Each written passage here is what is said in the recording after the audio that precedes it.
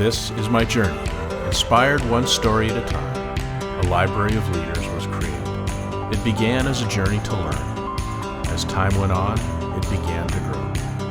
All it needed was a platform, and this podcast was created to listen, to inspire, to share. I am a storyteller, and this is my journey.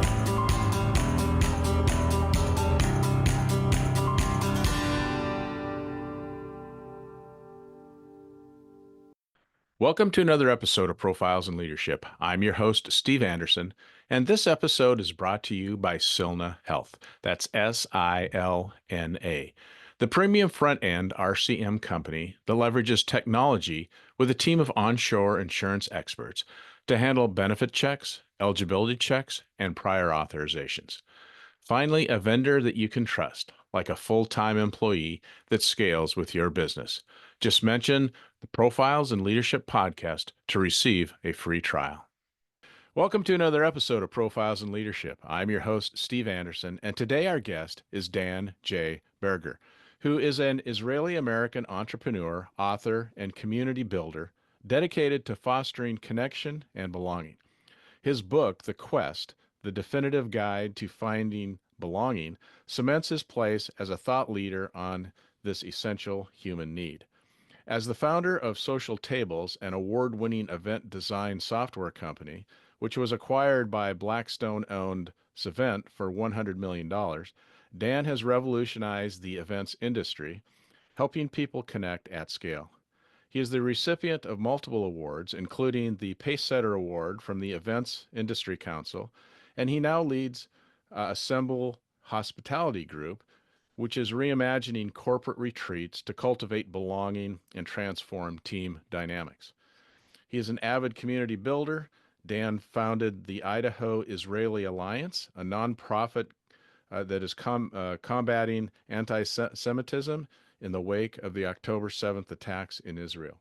He also spearheaded a prominent Idaho men's group and is an active participant in YPO and Tiger 21.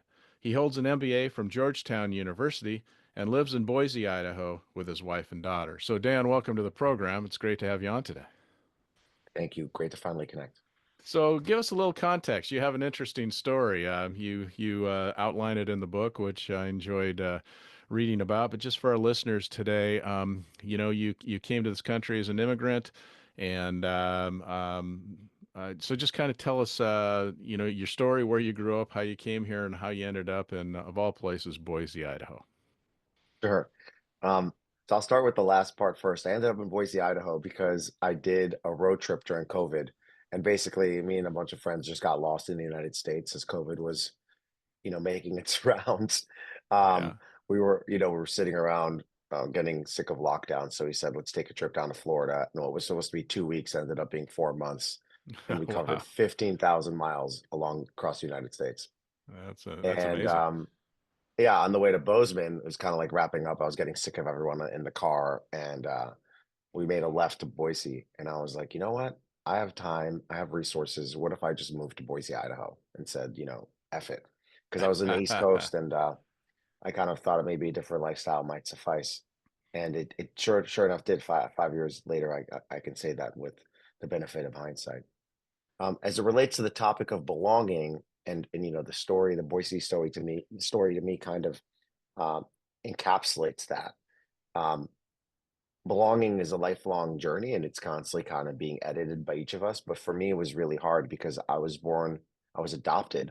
So from the moment I was conceived, my mom was communicating to me uh, in vitro that I don't belong uh, with her family. And then when I was two, my dad left me and my mom. So I lost my nuclear family, and we've not had a relationship since. And then when I was 8, we immigrated to the United States, as you indicated, from Israel. So I moved here and had to kind of negotiate cultural identities as a young boy. So those three kind of belonging traumas really set the stage for a life of isolation and the desire to constantly fit in. I call them my belonging traumas, and that's what I essentially try to tackle in the book. Yeah, yeah. It's an interesting story and also an interesting perspective. I couldn't help but think, you've become this expert in belonging, yet that's what you struggled with the most in your life. So I guess the focus of that and digging into that found you your niche. But it's an interesting career track, let's say, given what you just told us with your background. It's funny. One of the things that comes to mind as you say that is this, you may have heard this kind of saying, it's those who can't do teach. And it basically, my mom's a professor, my stepdad was a professor, and they're like, there's some professors, some like the best business minds, or some of the best like psychology minds, or the best like foreign policy minds, and yet they teach. Like, why is that? Well, it's because they can't do. So, I can't really, I didn't re well, I guess I can do belonging now, but I wasn't able to do belonging, so I now teach belonging in a way. And I'm not like, I don't have any services or anything like that. I don't charge people for so in other words, I teach for free through podcasts. Um, and any listener who ever like hits me up from anything I do, I'm like, here's a free copy of my book, no problem. So I just view this as my gift to those people who want to try to find a sense of belonging, which is something I struggled with. Yeah, and I think that's, as you indicate in the book, it's such a human need. We all want to be part of something. We all want to be belonging to something. So it's you know, maybe not always used that word belonging, but yet it's that need to be a part of something and to feel like um, you're included. I think that's right. And I think you hit the nail on the head, which is something that people don't really talk about. Before I respond to the idea that it's a need, I'll first say that, when we talk about belonging, we talk about a sense of belonging. And it's interesting we use the term a sense because we don't use that for other things. Like we don't use a sense of anger or a sense of happiness. We use Yeah. a sense of belonging. That's because it belonging is partly intuitive. We know when we feel like we belong, and we know when we don't feel like we belong.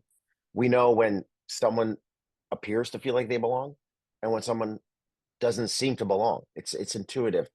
And so, and then what you hit on as well is this idea that it's a fundamental human need. And too many times it's given a bit of lip service. Some of the literature and the experts on the topic um, kind of say, oh, go find belonging and, walk around the trees or, pray for as long as you can, and then you'll find belonging. That doesn't happen that way. It's a social construct. It's an independent social construct that's been proven by social psychologists 30 years ago that it can be measured independently from anything else. So it does need its space in the literature. And the final thing I will say is that a lot of people um, confuse this in the corporate world, where they say everybody belongs at our company or at our organization. That's bullshit.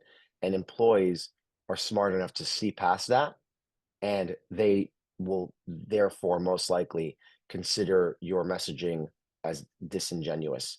It also happens in politics. People say, you don't belong in this country or everyone belongs in this country. Both of those things are kind of hyperbolic.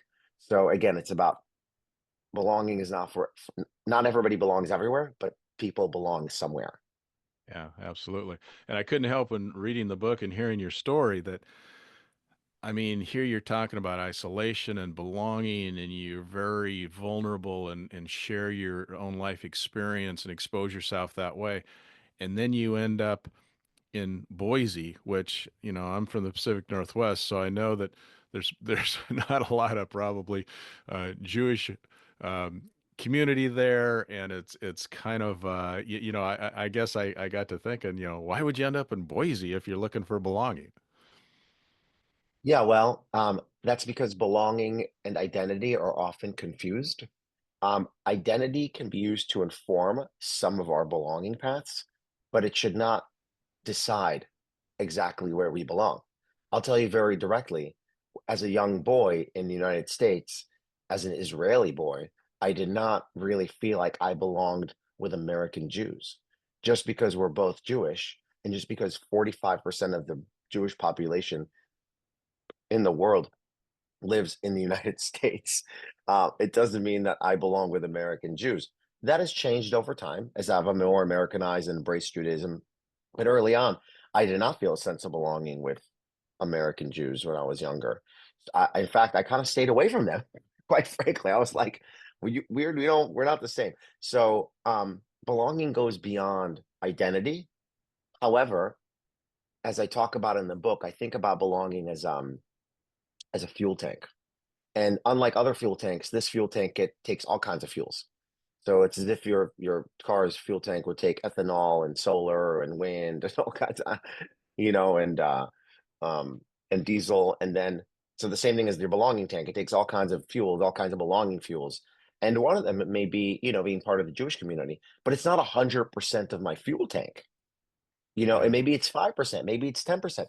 And my relationship with God is also personal. That may be 5% and has nothing to do with other people. Belonging doesn't require other people. It's a social construct that can be found with other people and be found from other places, which we'll probably touch on. But to Yeah. answer your question, it goes beyond being in a place where everybody's got the same identity.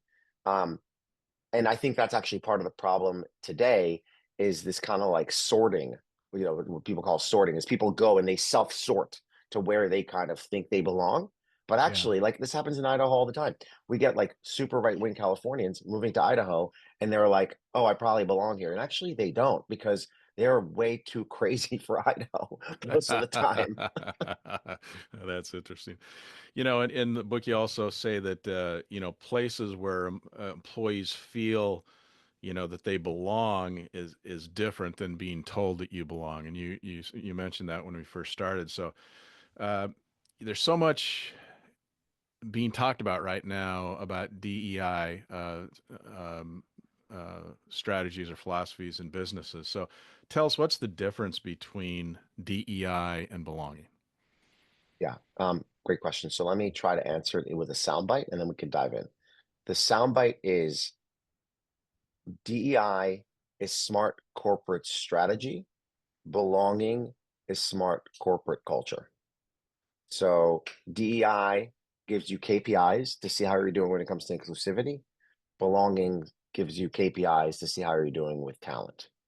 Um, and the last thing I'll say, and then we can again double click on each of those things. Um, DEI is a function of HR. Belonging is a function of management and leadership. Yeah, Um, interesting. so that's So how I think about the difference between those two. So, what has, in your opinion, what has DEI programs? What have they missed at work? I mean, you know, I, I would assume that most people would think that's, probably a good idea and something that we should consider. Yet, there's a lot of pushback on that now. So, what did they get wrong, or what did those programs not do that they thought they would? They got the order of operations wrong. The order of operations in any mission-based organization, we can touch on government, but specifically in the number one objective of a private business is to maximize shareholder value. If you're a C corp, if you're a B corp, you got different, nonprofits different, but if Yeah. you're a C corp, your number one goal is to increase shareholder profit. When you start making compensation relevant to things that are not related to that, compensation packages, goal, when tertiary or secondary goals around DEI, for example, become primary goals, you lose sight of what's actually important in a private company. Mm. Um, so that's what they got whatever got wrong is screwing up the order of operations. The Okay. truth, like everything, is in the middle, where the goal should be operate or manage talent with three things in mind: DEI metrics, perceived organizational fairness, and meritocracy. So you consider our DI metrics, you look at share of voice in meetings, you look at how diverse the hiring is going, you look at the channels you're using to hiring and so forth. So you consider DEI metrics, you make sure we got the best people in the right seats, and then you got to make sure that those people believe and perceive the organization to be fair.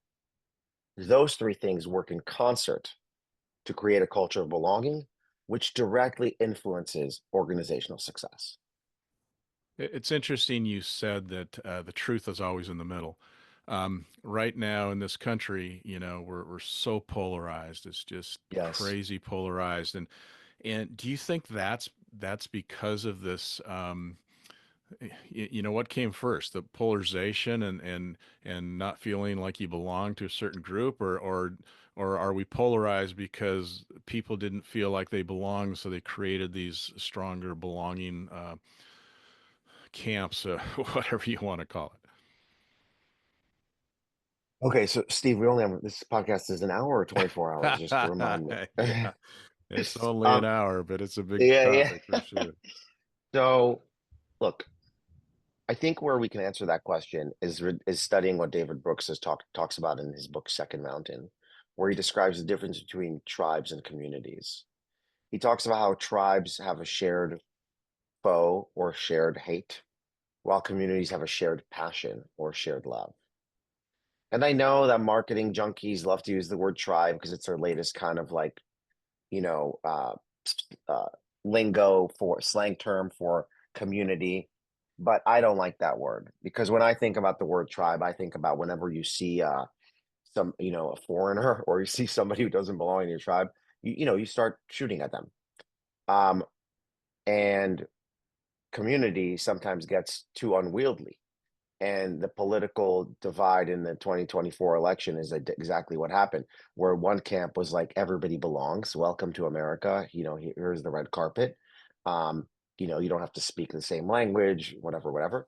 And the other camp was like, well, these people don't belong. These people don't belong. We're throwing tariffs on these people and we're closing the door on these people and we're cutting off all these visa programs or whatever. Um, Again, truth is in the middle. We need a big enough tent for America to be successful, but we also need to stick to principles, morals, laws, and the things we believe in. And that kind And of, that's yeah. that's how you build a great America, and that's where both parties have failed, and that's where horseshoe theory comes in, where the two ends of a horseshoe end up being closer than the middle. So you got the super right and super left being much closer together than the center. Yeah, yeah, that's an interesting analogy. And then you also say too, and maybe this relates to what we just talked about because we tend to look at this like over the entire nation, which is huge to get your head around, but yet you say in the book that the biggest things happen in small rooms. So, is that how we get through this? We don't try and tackle it, in a big, huge nation. It's more like small rooms and small communities. That's where you work through this. I have so much to say about that question. I do want to make sure that the audience does hear my question to my answer to the last thing, which I feel like I kind of skipped. So I'm just going to go. You asked Okay. before what came first. This kind of like need to like what came first in terms of I think you talked about belonging or like isolation. Is that fair to say? Yeah. Sure. Yeah. Yeah. So because belonging is a fundamental human need, and because isolation is actually a human reaction that is supposed to inform us of what we need. They're both happening in the same time. The desire for belonging and the fact we're isolated are related. Because if we feel isolated, we're like, oh my God, we need belonging. And then this, and we're reminded that like human beings are not supposed to be alone. And what's happened, in my view, is there's this irony where we worked so hard on dismantling so many awful systemic racial barriers, ethnic barriers, religious barriers that were, and we worked really hard on doing that. But now we're building them back up voluntarily, where you have um, graduations for certain races, you have employee resource groups for certain people, and the research shows that these communities that pop up, like ERGs, employee resource groups, actually don't help career advancement for minorities and people of color. They do not. The research shows that. So ERGs are just more lip service to creating, belonging for specific groups. The way to create an ERG would be to get people together who share similar interests besides the fact they're the same color or same religion. A great ERG would be something like um, women manage employee resource group, women managers with a desire to balance career and personal life, where you have multiple qualifiers that bring people together and not just some general, you know, um, descriptor of what they look like, or what their sexual orientation is. So hopefully that answers your question. Is that we over Yeah. indexed on like segregation, and now we're over indexing on inclusion. That's completely, really hard to take seriously. Yeah. And as you said, somewhere in the middle is probably the right Exactly. answer. Yeah. Okay. Okay. So then let's get back to this. The biggest things happen in smaller rooms. Tell me what that statement means, that Yeah, you made that in the book. man. Like I just hear that statement and I get chills. And the way I think about it, um, um, I think about some of the most amazing things that have happened in the world. I mean, even like framing of the framers putting together the Constitution. Hmm. That didn't happen in like a town hall. When Apple decided to come up with iPhone, they didn't like have an all hands and said, "What should we do?" Yeah. When Jeff Bezos decided to like sell more than books, he didn't like do a poll of his employees of what the next market they should take on. The point is that great decisions and great objectives and great visions are created in small teams. You're not going to, I mean, in fact, research shows that with every additional person after seven people, a meeting becomes 10% less effective with the addition of every person. So when you get Hmm. to 7 to 8 people, it's 90%. When you get to 9 people, it's 80% and so forth. So I do mean that you create real, at least a blueprint for change in small rooms. And um, in order for the environment, for that to happen, to, to kind of take place, you need to have a sense of belonging on that team, Yeah. because belonging is a result of safety. It's a result of engagement. It's a result of commitment. The result of a bunch of really important things that unlock belonging. And only then can we work together on a shared work product that gets us to that vision, to that objective, to that whatever. Um, and the real answer, if we really want to solve these like bigger problems, well, I guess I was going to go. If you want to end this out, you can. But if not, we can just leave it. I'm going to go back to some. I was going to go back to contact theory, which actually suggests the only way for us to get over our societal problems is to expose ourselves to one another. But that's kind of unrelated to this, so never Yeah. mind. Okay. Okay. So, so let's take this now where from your career, you were in the hospitality business, and now you're kind of designing these corporate retreats, so to speak. And so tell us a little bit about what you're doing there, and that kind of corresponds to what we just talked about, because your theory there is let's get 8 to 12 people, on an offsite retreat. Let's not do 200 people at a conference.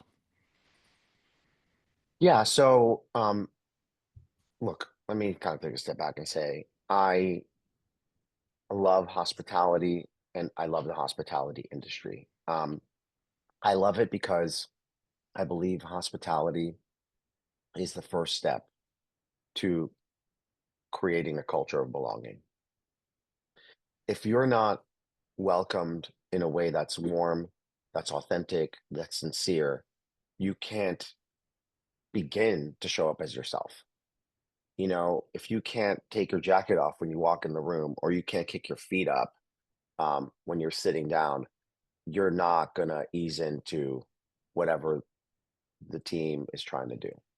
So, the number one unlock, in my opinion, to a sense of belonging is hospitality. And I love the hospitality industry. And I entered it, even though I entered it when I was a young boy in a treehouse hosting my friends, for chocolate milk and pretzels. I really entered it through my last business, which was event design software. So how do you design the best possible events? Literally like Photoshop or AutoCAD for events. What is it going to look like? What's going to feel like? How is it going to flow? And what we believed in is that you have to have a well-designed event in order to have a great event. That's the first thing. So Okay. I love hospitality. I love the industry. And the joke is that after I sold, or at least my joke is that after I sold my business, I'm kind of moving from software to hardware, and I'm now building retreat centers. Um, and that's what I'm not actually executing the retreats. I'm creating a space for, retreats and corporate offsites. Um, but it's the first step is creating a sense of hospitality. And we Yeah. do that through what we call urban micro resorts. They're in like small cities that are So very let me accessible. Yeah. interrupt you here just for a second. Before you go on to that, there's one point that I want to make there, is that I think it's really interesting when you talk about hospitality conferences or whatever. I've experienced it myself. I also love to see when people come to something and they just get excited, and often the word is, "I've found my people." Mm, Like before yeah. that, I wasn't really sure what I'm doing, what I'm thinking, whatever. And then I come to this conference and I talk to people that have interests that I have and whatever. And then they say, I found my people. I think that's what the hospitality industry, conferences, events, things like that, kind of do in a bigger group setting. So now let's go to what you're doing, which is a little different because these retreats. I guess my question, and you can add this when you explain it in detail. So, do you own the properties that you're holding these 8 to 12 people retreats in? Um, Let me jump into that in a second. I want to really comment on what you said because it's beautiful. Um, you're right, and I would the quote used, "I found my people," is a great one. I also think about like belonging being that feeling of home or acting at least like you're at home. Obviously, probably nothing beats the feeling of home for many people. The issue though, Steve, is that a lot of event designers, meeting planners, conference managers, whatever, are really stuck when they're creating really big events. And then we oftentimes find ourselves as event professionals copying and pasting the programs from previous years. Oh, it's like, or kind of choosing the lowest common denominator for programming. So, for example, oh, let's just do the same design we've used for the past 10 years. Or, hey, let's have a networking reception on Tuesday, Wednesday, Thursday. Those are lazy tactics that are especially failing um, in larger settings because they don't take into consideration the different personalities that exist in the room. And what I talk about in the book is this what I refer to as belonging personas or belonging archetypes, and understanding that there are four different archetypes that are very unique of how they find belonging and how much belonging they want. And you have to think about all those personalities when you're designing these kinds of conferences or whatever, Yeah. because not everybody's going to shine at a happy hour. Um, I recognize you're sitting in your wine cellar, so I don't want to comment about alcohol, but I don't think alcohol, for example, has any place in professional settings. Perhaps like a wine tasting or something like that. But it can, so that, but again, that's like, it's fine for some people, no problem. But it does, um, it does make it so uncomfortable for some people. So just those are the things you got to take into consideration. So Yeah. Okay. anyway, so yes, in order to help people find their people, we got to think about how they find their people, if that, if that makes sense. Yeah. Yeah. Um, so you asked about just the kind of the corporate brass tacks. My approach for designing this new company, which is called Assemble Hospitality Group, is a bit complex because I talked to some folks who've done some new hospitality brands for some advice, specifically AutoCamp, which has like Airstream hotels. Basically, they have Airstream locations in the middle of nature. And I asked their CEO Neil. I was like, "Hey, how did you do it?" And he said, "Well, I have a real estate company for every asset. And then I have a management company to manage all the assets. And if I was doing it all over again, I'd have a brand company to license out the IP to the management company." Mm. And I've done that. And the reason I do that is because it gives me full flexibility. So, for example, I can work with a hotel in the future and then license my brand out, the Assemble brand out, to manage their meeting space or their convention services. The management company oversees multiple real estate products, but then I also own each real estate where I can have different investor types for different cities or for different, product financial products I'm offering. Mm. So, that's how we're doing it. And the first location is Assemble Boise. It's in Boise, Idaho, where I live with my family. It's 15 minutes from the airport. It's 10 minutes to downtown, and it's 5 minutes to nature. And 30 minutes to the ski slopes if anybody wants to ski. Yeah. So it's an exceptionally special location, 11 sleeping rooms. each one with a bathroom and toilet, obviously. I mean, bathroom and shower, obviously. Three meeting rooms, one outside, and inspired by some of the world's most famous physicists. So each room is kind of inspirational in that way. And I think our secret sauce is that we have a concierge layer that will handle every component of your retreat, with the exception of your agenda, of like the actual like meeting. But we'll do Mhm. anything else for you, from transportation to wine tasting to trail running. Yeah, yeah, that's really interesting. So, in your book, it's called The Quest, and for those that are on watching this on YouTube, here's the book. Really interesting book, and you use words like trailhead and base camp, high camp, summit. Are you a mountaineer, or did you just love the I play one on analogy? TV. Excuse Okay. me. So I was toying around with mountain climbing, and uh, I quit when I couldn't summit a small little mountain in Chile. So I'm not a mountaineer. Okay. Um, um, in fact, at the time, I had so much pride that I was like, I don't know, 10 yards from the peak, and I was with one guide and my friends were with another guide. And then I told the guide, "Can we go down, but tell my friends I made it to the top," because I was so embarrassed I didn't make it to the top. True story. I don't think they know that to this day. Uh, But anyway, I'm not a mountaineer. I thought that that was a really good analogy because there's just so many, because finding some belonging is a climb.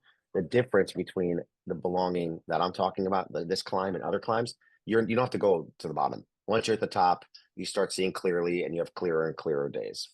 Okay. And you also mentioned in the book that you say that personal belonging, you need that before professional belonging. Yes.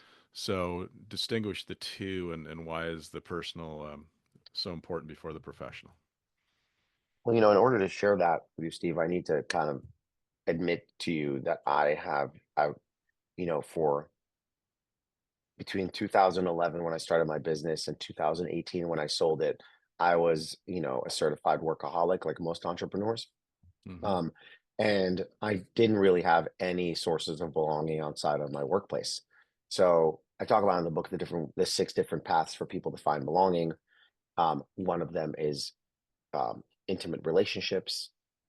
So my closest friends were at work. Um, Another one is uh, casual encounters, or what I call micro interactions. I always saw people and acquaintances at work, not outside of work. Another one is self-esteem. I got my self-esteem by being a CEO, by speaking at conferences. So I was getting my sense of belonging that way. Um, and then group membership is another one that can happen at events, or it can happen in groups. And I was in meetings and events all the time. So every one of my belonging paths was being met from work. In other words, to use an analogy, is before Hmm. this fuel tank, everything was coming from work. And then I realized that as soon as I sold the company, I had nothing left in terms of belonging, and my tank was suddenly empty. And that's when it hit me that if I don't have a safety net outside of work of belonging, I can't. It's illogical um, to put it to put professional belonging first, because your sense of belonging then becomes a function of your employee contract. So as soon as you lose your job, you don't have any more belonging if you do it the way I did. So I had to go back to the basics. And I think Gen Z has realized that. I think especially after COVID, people are like, "Hey, I got to find my stuff. I got to fix my stuff personally, and then work is going to be, you know, back to being transactional, if you will." Yeah, thanks for that description. It's you mentioned it earlier that identity and belonging not necessarily the same thing, but similar story I heard. I interviewed a Navy SEAL on this program before, and I've told this many times because to me it was so profound.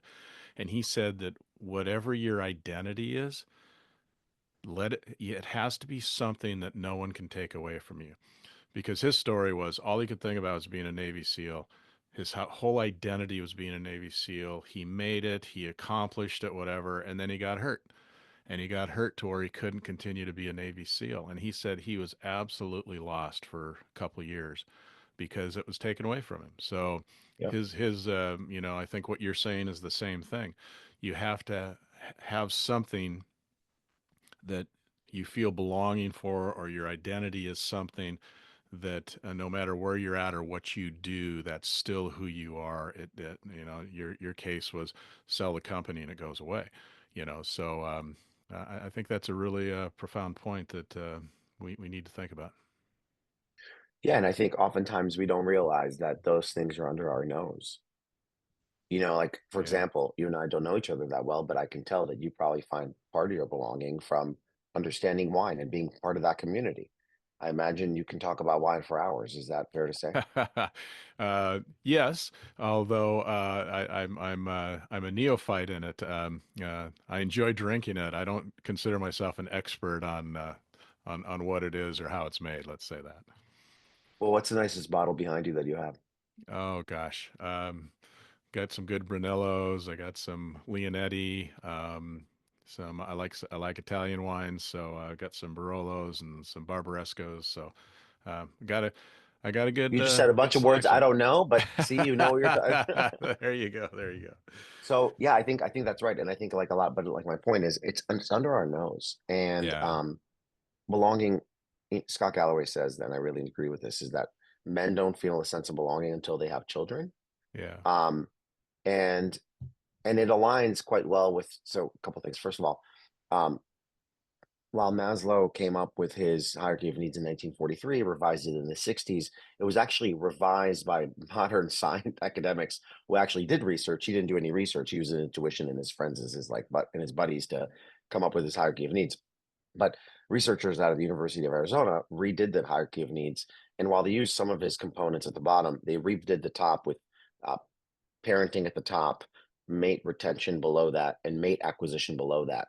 Because the idea is that parenting is kind of like the seminal point of life that we all live to. So my point is, interpersonal relationships, specifically communal relationships, are defined by really relationships of the heart, are something we all have or should have in order to have a sense of belonging and that safety net no matter what happens. And in the book, and as part of the fourth stage, I talk about your belonging intelligence and the five different skills people can develop in order to refine their sense of belonging. And one of them is interest exploration. And, that's wine for you, exploring that interest, exploring what comes with that interest. Again, not doesn't have to be part of your identity, it's not part of your professional, you know, role, but it is certainly part of your sense of belonging. Yeah. Yeah. No, that's really interesting. And when we talk about this, uh, belonging.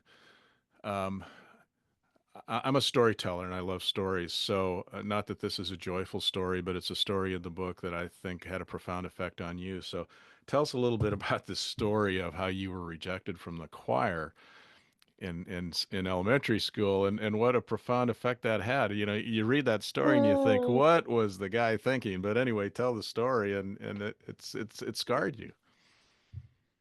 I mean, it's funny. I think like most of the times when we reflect back on our life, we just remember like shitty things that happened to us. And there is the old like Harvard study that says for every you can only give constructive feedback to an employee after giving them 7 compliments. It's like you Yeah. need a 1 to 7 ratio, Yeah. because that's just how the brain works, right? Like we are trained to remember pain, um, in order to avoid it in the future. So basically, yeah, I Yeah. was an immigrant. I came to the United States, went to started fourth grade, um, and the first Friday of the year there was choir tryouts. So literally every kid in the class, 24 kids in the class, went to go try out for the choir. And I was like, well, sounds great. I don't speak English, but I should go try out for the choir. And I went to the choir tryouts, and I was informed later in the afternoon that I did not get in. And myself and a guy named Eugene from the former Soviet Union was also rejected. So 22 out of 24 kids made it to the choir, which is the cruelest form of punishment for little children. And then every Definitely Friday for is. the rest of the year, we had to listen to the choir down the hall from us, and do our weekly reading for class while they harmonized. It was Yeah. awful. I still That's I still remember what that classroom looked like and where I sat. When that happened. Can you imagine what that teacher was doing? I mean, is it just Was it prejudice, or is it just they just didn't think of what it would do to a young child to give that kind of I just, I rejection? mean, I mean, I feel like, look, it taught me an important lesson. I mean, it taught me that, like, I mean, I think it was back before, like, it was before everybody got a trophy for everything. So Yeah. I guess it taught me an important lesson that there are some things I'm not going to be good at. And that's nobody should lie to me about it. Um, but it also taught me what it feels like to be rejected. And I think from that point on, I actually fought to not only myself not experience it, but I hate seeing other people experience it, very honestly. Yeah. Like Yeah. I don't enjoy I'm always drawn to people who are alone at an event or something like that because I do have empathy for them because I've been there so many times. So I always try to bring in people. In fact, the Social Today was my last company. When anybody ate alone, I would go to employees I knew and better than the person who was eating alone, and I would ask them to go invite that person to join them.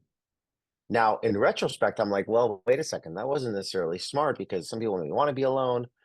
Just because one person finds belonging from eating in a group doesn't mean that the person watching a video with their headphones on alone. Right. I expected everybody to find belonging in the way that I did when I ran my company, and that was wrong. Yeah. Um, Yeah. and I had to give space for people to find their own sense of belonging outside of work, and I also had to give avenues for people to find their sense of belonging at work and not hold um, anybody at fault for not leaning into the culture that I was creating. Yeah. So, would you say then that if loneliness is the problem, is belonging the solution? Is that what you're saying? Absolutely. Yeah. Yeah. Absolutely.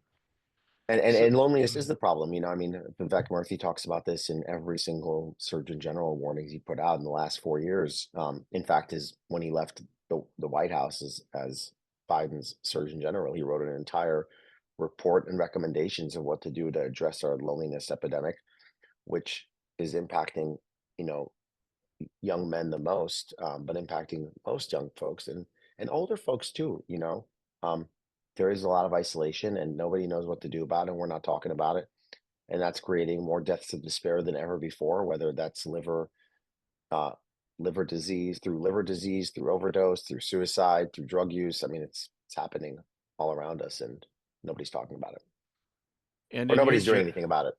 yeah, well, you did something about it in the sense after you sold your company, your journey included this, I think a year and a half of self-discovery where you really dug deep. I mean, you went deep, and including a guided psilocybin journey to try and help you develop the self-acceptance and self-love.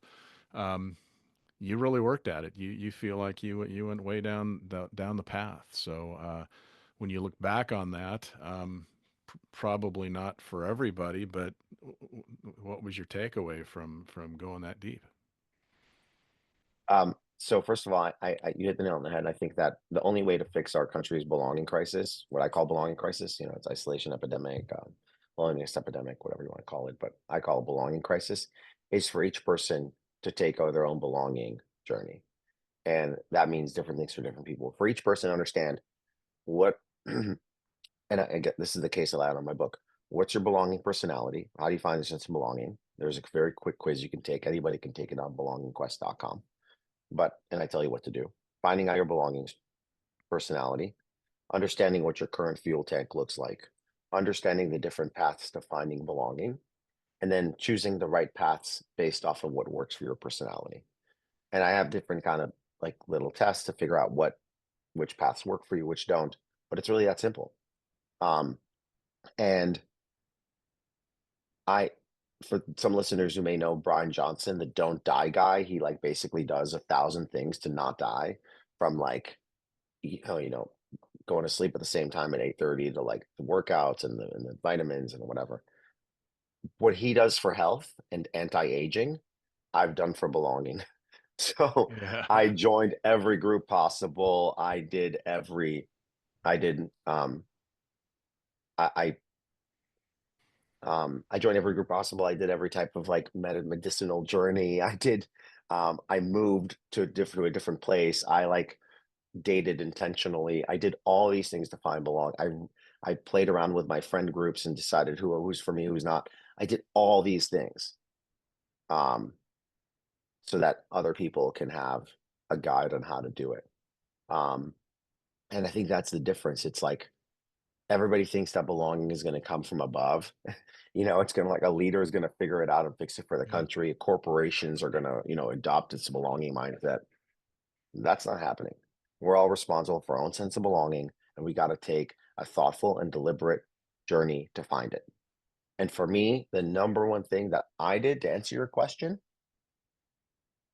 is understand how I myself find belonging.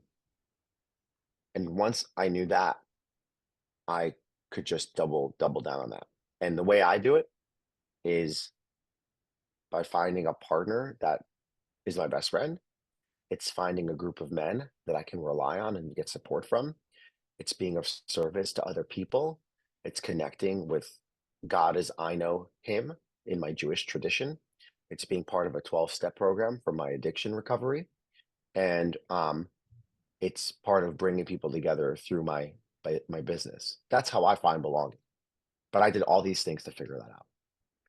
And you say in the book too, which I think is a lot of people believe and see in real life as well, that um, men, other than maybe their spouse, aren't very good at intimate relationships like women are. Women seem to have those much closer friendships, and that maybe that sense of belonging. Again, sense is a funny word, but belonging, where men struggle with that more and are not as comfortable with it. Yeah, I mean, look, this idea that everybody's the same is absolute baloney. There's key differences between the two sexes, and then one of them is how we find belonging and how we create intimate relationships. I mean, the academic research tells us women build connection through small groups and intimate conversations, and men feel connection through bigger groups and sharing experiences. That's the science. Um, and part of how people find belonging should be informed by who they are. And for men especially, I would, go on a limb and say white men, straight men, um, it's a bit harder these days. And I'm not saying, I get a lot of shit for this. It's like I'm not saying any group is better than the other. I'm just saying every group has pain, and the pain is relative to where we are in history. And we just need to take that in consideration, have empathy for every group. And no group deserves more empathy than another group or vice versa. And for men, it is harder to create these intimate relationships because many men who have been, raised 80s, maybe even 90s, lack the emotional, um, not necessarily intelligence, but emotional lexicon um, to show up vulnerably, talk about hard shit, ask for help, um, and be their authentic selves. And I think that part of that path is finding your sense of belonging so you can recreate that voice that's inside of you. Yeah, and kind of response to that, you've also come up with fellas and fire pits. Tell us what that is that you put together.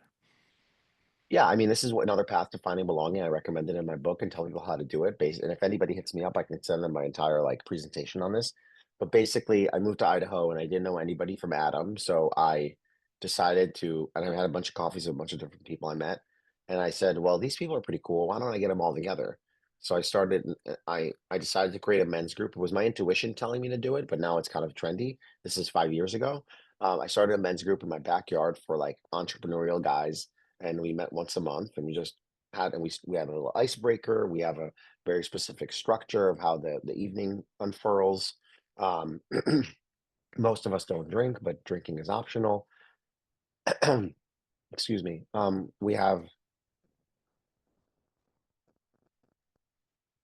We have multiple ways to engage one another, um, and the things we have in common are that we're men, that we're entrepreneurial, that most of us are new to Boise, Idaho, so we're looking to meet people, and that we are kind of change makers or service oriented or um, just kind of like introspective. Um, and yeah, I started this group. It's now 27 men, and we're very rigorous about our attendance policy. If you don't show up to more than one meeting a quarter, we have 3 meetings a quarter, you're asked to leave. Uh, or yeah, if you miss uh, more than one meeting a quarter, you're asked to leave. Um, and that's it. Yeah. Yeah. Interesting. So tell us a little bit about, you also described the difference between happiness and joy. Um, you know, you say that genetics kind of decide 50% of our happiness. But what is the difference between happiness and joy? Yeah. So first of all, as it relates to happiness, there's so much literature about happiness. One of my favorite books, by the way, is Jonathan Haidt's Happiness Hypothesis. Um, and um, what I've learned as I've done the research is that the way people have thought about um, how we present ourselves has changed. It used to be Steven Pinker really wrote the seminal book on this called The Blank Slate. And people used to believe that people were born brand new and they can just do, and whatever they did, their personality was influenced by whatever they did. And they can kind of choose their personality. The latest research shows us that it's actually not true. Um, 50% of who we are is decided by the cortical lottery, to borrow Jonathan Haidt's term, and that's basically genetic. 40%, or I should say, 10% is circumstantial. It's our socioeconomic status, it's our geographical location, it's our academic background, it's circumstantial, and 40% is based on activities. So basically, all that to say is that you can't touch 50% of who you are. That's just who you are. Your disposition is your disposition. 40% is decided by voluntary activities, and 10% is decided by involuntary activities or less or harder to control activities because you can't move every time you don't feel like you belong. So essentially, 50% is up for grabs. Yeah, yeah, That's how I think about it. So if 50% is up for grabs, um, then that means that you're you can influence your state of mind um, you, by thinking critically about that section, that piece of the pie. Um, but the goal should not be to think about how can I be happier right now or what can I do to be happier. The goal should be how can I develop a consistent sense of joy, that where joy is my baseline. And then there's happiness and unhappiness as things happen, but joy is the baseline. So I think about happiness as ephemeral and joy as being consistent.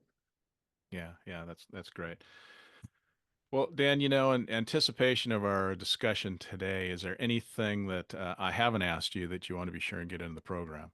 I've still got a ton of questions, but we are running short of time. So, what haven't I asked you that you want to be sure and I our mean, dude, listeners you did a hear? great job. Like you really covered a lot and a lot of the things that I actually haven't jumped on. Topics that when I've discussed the book in other places, there have been a lot of topics that I haven't touched on that you brought up. Um, yeah, I think I'd just love to double click on because we talked about this, but I think your audience would really enjoy a very like crisp um, definition of how to create a culture of belonging. So I'd just love to touch on that. Sure. And I talked before about how belonging is the most important thing on a team. I think about a 5-step process for how to what I call the critical path to a culture of belonging. And I touched on all of this, but again, I just want to make sure the audience is clear of this. It's like one of those things like if the only thing you have to know is this, um, belonging starts with hospitality, which is defined by warmth and being welcome. It's followed that hospitality creates a sense of safety where people can be themselves. Safety creates engagement because people feel safe, they can start engage meaningfully and honestly. When they are doing that, they're therefore contributing to the success of the organization or the team, and then they become committed to that team. So commitment is the fourth step. And after they are committed to the organization, they feel like they belong. So that 5-step process, hospitality, safety, engagement, commitment, belonging, is how every leader can create belonging in their team or in their organization, and that will yield um, really wonderful results in culturally. Yeah, and we should mention too that in the book you do a great job of kind of coming up with some exercises, if you will, or things that you can work on and things that you can do to kind of help answer some of these questions and kind of lead you down the path to answering the questions and finding that that zen of belonging. So That's right. yeah, That's right. And if you go to assemblehospitality.com, I there's a PDF of that to download if anybody wants to okay, great. take that on. Well, Dan, at this point in the interview, I always ask my guests the same common question. So that question is, in relation to leadership, what is a pearl of wisdom that you could leave us with today? I knew this was coming and I couldn't. Okay, I just gave mine away and I was gonna, but but okay. All right. I'm gonna share two. The first one is I think the most important leadership quality is being able to sift between uh, the noise to find the signals. Because as leaders become more and more inundated with information from customers, from employees, from the world, there's just more and more noise. And their number one job is to identify the signals, to draw the patterns that will get them success and go up to the right. Yeah, well said. Well said. Well, Dan, So this that has was been my a first one. My yeah. second one was just going to be around how I think the two most important qualities of a leader are work ethic and coachability. If you don't work hard, you're not going to do well. And if you're not coachable, you're not going to do well. So as long as you work hard and you're coachable, everything is possible. Okay, well said. Well, Dan, this has been a real pleasure. I wish you success with your book. It's well done, and I know that Thank you. it's out now and hopefully doing well.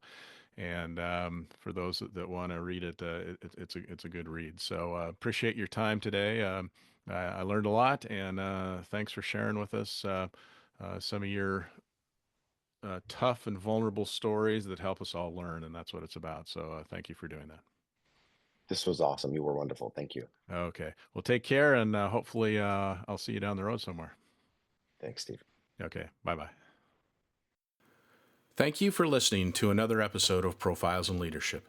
To listen to all my interviews, subscribe to Profiles in Leadership with Steve Anderson on Apple Podcasts, iTunes, and many other popular podcast platforms. Some of these interviews are on video, and you can search YouTube for Profiles in Leadership with Steve Anderson. You can also access the entire library of interviews on my website, orange.coaching.com, and that is orangetheword.coaching.com, and go to the Media Center and click on Podcasts or Video Gallery. You can also enter the website from pilpodcast.com.